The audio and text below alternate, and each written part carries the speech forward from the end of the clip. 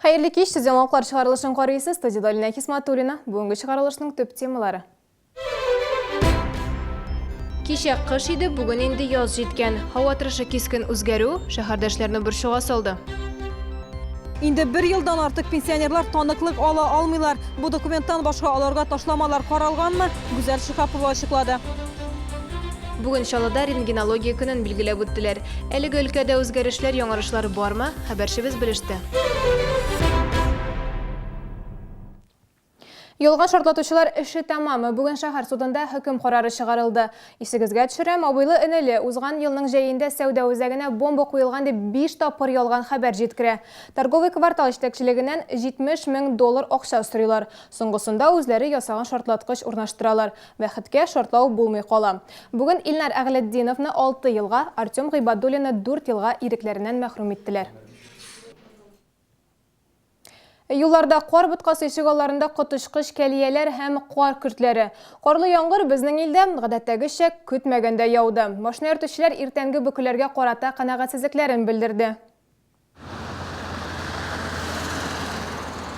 Яңғыр белән кушылган қор, боз белән капланган машиналар тойгак асфальт. Шалыда иртә шулай башланды. Юлларда қор бұтқасы булу сәбәпле шәһәрнең төп проспект һәм урамнарында бүкеләр хасил булды.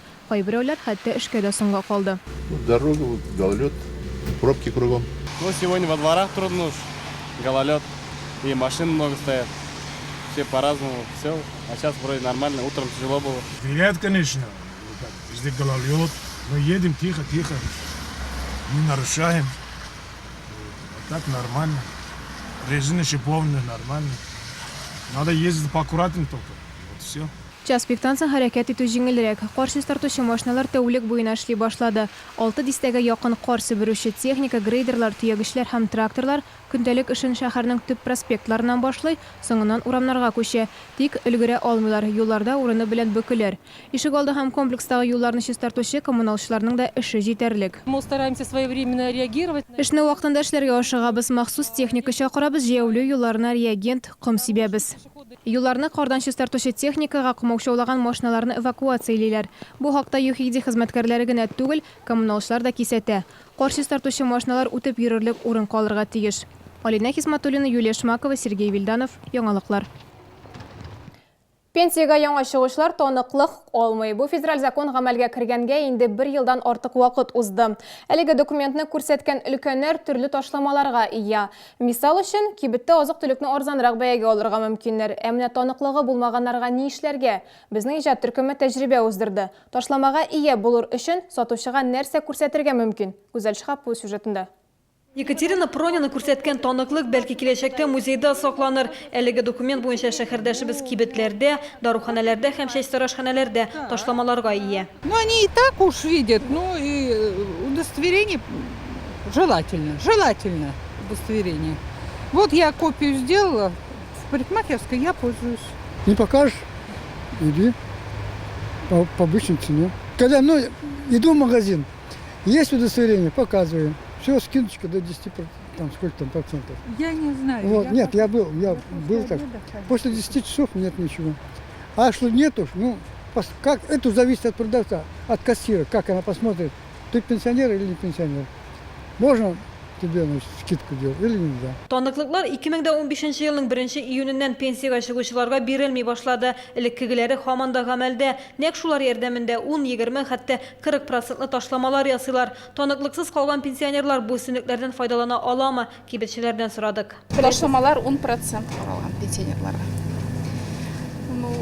Зур кеше өлкәннәрдән сорамыйбыз инде удостоверение. Кемнәр уже яшерәк, алардан сорыйбыз. Пенсионерлар кино һәм театрларга да билетларны ташлама белән ала. Картиналар галереясында өлкәннәр өчен күрү 2 тапкыр диярлек арзанга төшә. Таныклык күрсәтү мәҗбүри түгел. Да нет, мы паспорт не спрашиваем, все равно уж видно ведь, кто это самое. Если кто-то молодой, то показывает, если идет раньше, допустим, на пенсию. А если так по лицу видно, они обычно, вот на удостоверение, да мы так видим. Касса артында торучылар яшьне сорарга уялса, пенсия фонды белгечләре паспорт сорарга киңәш итә. Төп документта исә яшьне косметика белән генә яшереп булмаячак. Если женщине больше 55 лет, она является пенсионеркой, а если мужчине больше 60 лет, то, соответственно, он является пенсионером.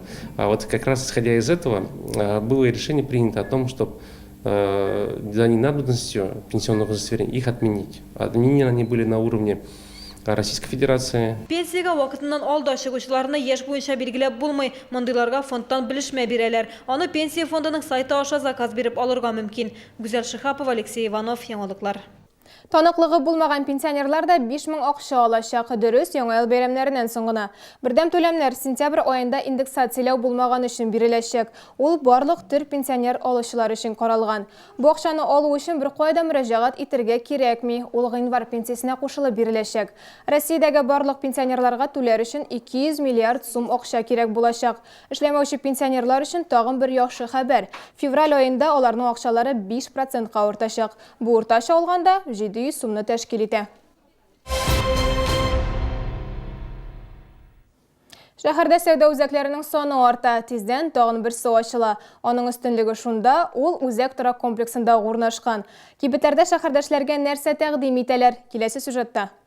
Sunrise City сәүдә һәм күңел ачу үзәге үзенең ишекләрен 10 ноябрьдә иртәнге сәгать 10-да ача. Шәһәрдәшләрне һәм кунакларны кием салым, аяк киемнәре, косметика, көнкүреш техникасы һәм башка товарларның киң ассортименты сөендерәчәк. В торговом центре будут представлены известные мировые российские бренды, такие как H&M, Bershka, Stradivarius, Pull&Bear, LC Waikiki.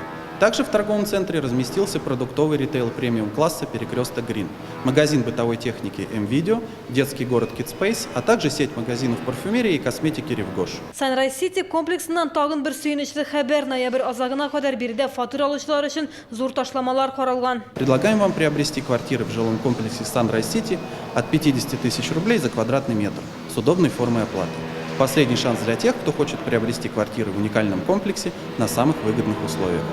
Барлык сораулар буенча Sunrise Capital җаваплылыгы шикләнгән җәмгыятенең сату бүлегенә мөрәҗәгать итәргә мөмкин. Торак турында бөтен мәгълүматны бер урында белергә мөмкин. 12 ноябрьдә КАМАЗ мәдәният йортында төзүчеләр, риэлторлар, банк хезмәткәрләре, иминиятләштерүчеләр шәһәрдәшләрнең сорауларына җавап бирәчәк. Социаль ипотека турында да тулы мәгълүмат алырга мөмкин. Салым хезмәте, пенсия фонды белгечләре дә биредә булачак. Шараның төп темасы кредитны рефинанслау. Ипотека көне Чаллыда 2нче тапкыр уздырыла. Можно выбрать самую лучшую для себя квартиру, самую красивую, самую просторную. 7 строительных компаний, они будут говорить не только о том, какие квартиры у них есть, они будут представлять и свои проекты, о тех квартирах, которые появятся в будущем. Су өслеге туңарга да өлгермәде, шәһәрдәшләре бур белән балыкка юнәлде. Бу куркыныч дип кисәтте коткаручылар. Ел башыннан сулыкларда 8 шәһәрдәшебезнең гомере өзелде. Узган ел белән чагыштырганда 2 тапкыр күбрәк. Бүген матбугат конференциясендә Чаллыда иң куркыныч булган сулыкларны билгеләделәр. Беренче урында әлбәттә Мәләкәс елгасы. Аның Кыңгыраулы күпер һәм 10-70 йорты артында урнашкан җире балыкчыларның яраткан урыны. Икенче урында Кама елгасының үзәк урамында урнашкан өлеше. Инде киләсе атнага коткаручыларга бузга чыккан өчен беркетмәләр төзи башлаячаклар. Әгәр буз калынлыгы 7 сантиметрдан кимрәк булса, административ җаваплылыкка тартачаклар. Первое предупреждение или наложение штрафа, административного штрафа на граждан от 1500 рублей до 2000 рублей. Вот. На должностных лиц от 5000 до 7000 рублей. На юридических лиц от 50 до 70 тысяч рублей. Вот. Ну, это практика, конечно, она есть, и в прошлом году тоже составляли. Статистик мәгълүматлар куркыта. Атна сайын республикада 30 кеше ВИЧ юктыра. Авыру кеше үзе моны авыр вакытта белмичә йөрергә мөмкин. Мондый диагноз куелган икән, ул гомер юлдашына әйләнә. Башны югалтып күңел ачарга, сәламәтлек һәм әхлак турында уйламыйча теләсә кемгә гашык булырга. Нәкъ менә шундый тормыш алып бару ВИЧ инфекцияга китерә дә инде. Иммунодефицит вирусы йогышлы авыру, ул ширле кешедән сәламәт кешегә күчә һәм организмның каршы торучанлыгын киметә. Бу куркыныч ширнең беренче билгеләре йокканнан соң берничә ел үткәч кенә беленергә мөмкин. Вирус йоктырган кеше үзен гадәттәгечә яхшы хис итә, ә диагноз очраклы төстә генә анализ тапшырганда ачыклана. Аптырау, курку, ничек булай? Очраклы контакт бит инде әллә кайчан ваемсыз чакта ук булган иде. Как правило, один из... Кешене курку били. Мин башкалар төсе түгел, мондыйлар аз, дип уйлый. Өстәвенә, безнең илдә халык ВИЧ турында аз белә, шунлыктан авыру кешедән читләшәләр, аларга нәфрәт белән карыйлар. Саннар куркыта. Татарстанда атна сайын ВИЧ йоктыруның 30лап яңа очрагы теркәлә. Бер ел эчендә 1300 вируслы кеше ачыклана. Истә тотыгыз, әгәр ВИЧ инфекция диагнозы қойылған екен, ул гомерлек, әмма үлем түгел. С этим диагнозом живут до старости. Әгәр дә кеше СПИД үзәктә тикшерелеп торса, бу диагноз белән картайганчы яши. Авыру хроник формалы. Аны беләсең һәм дәваланып торасың. Булай булгач, шәхси һәм интим тормыш бөтенләй булмыймыни. Ә гаилә, дуслар, эштә белсәләр. Исегездә тотыгыз, ВИЧ түбәндәге чиракларда юкмый. Савыт-сабадан, гомуми бәдрәф, душ, ваннадан, урын җирдән, кул биргәндә, кочаклашканда, үбешкәндә, тир һәм күз яшы аша, ютәлләгәндә һәм төшкергәндә. А самое главное в этой ситуации дать... Иң мөһиме дөрес мәгълүмат җиткерү. Кызганычка каршы халыкның күпчелеге бу авыру айрым катлам кешеләргә, мисалга, яшьләргә генә кагыла дип уйлый. Ялгышалар. Хәзерге көндә урта буын ВИЧ-ны яшьләргә караганда күбрәк йоктыра. ВИЧ-тан түгел СПИД-тан үләләр. ВИЧ хроник йогышлы авыру, аннан даими дару куллану зарур. Шикәр диабеты, гепатит, астма кебек. Контроль булса, ВИЧ СПИД стадиясына барып җитми. СПИДлы кеше гадәти салкын түйдән дә үләргә мөмкин. ВИЧ үлемгә хөкем ителү түгел. Аның белән яшәргә була, әмма кайбер шикләүләр белән. Римма Әхмәтова, яңалыклар. Бүген рентгенологлар үзләренең һөнәри бәйрәмен билгели. Нурланышны Вильгельм рентген 1895 елда ача. Шуннан бирле аны медицинада, фәндә кулланалар. Әлеге һөнәри иясе белән безнең иҗат төркеме очрашты.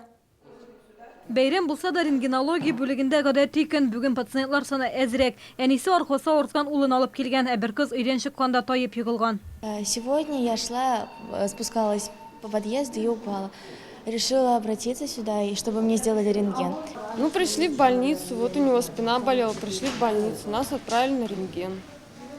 Вот со снимком пришли, врач посмотрел снимок и решили то, что положит в больницу. Укучы балага диагнозы рентген снимогы ярдәмендә куялар, җәрәхәтләнүләр, сынулар булганда ул алыштыргысыз. Бала таныш булмаган предмет йотса да нурланыш ярдәмендә беләләр. Бу сурәтләрне бары тик махсус табиб кына укый ала. В нашей больнице, значит, мы проводим на сегодня обследование на цифровых аппаратах. То есть изображение можно получить как на пленке, так и на мониторе. Если раньше в течение 33 лет мы обследовали на пленочных аппаратах, это довольно трудоемкое обследование. Рентгенолог җаваплы һәм кирәкле һөнәр. Барысы да уңышлы булсын өчен югары технологиялар куллану гына җитми, тәҗрибә кирәк. Бу эш зыянлы да, көн саен табиблар үзләре дә нурланыш ала.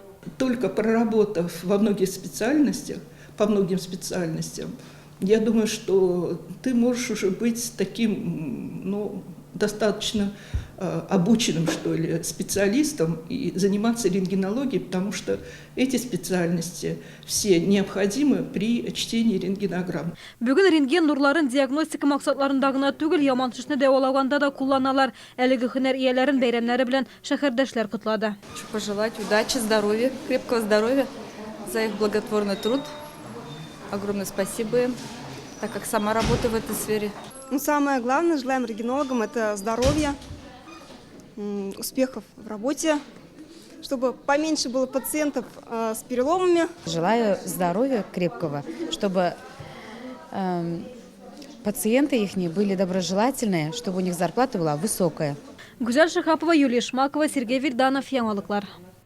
Бу сезгә ишеткерәсе соңгы мәгълүматы без иде. Мин сезнең белән сау булашам. Исән-амин булыгыз.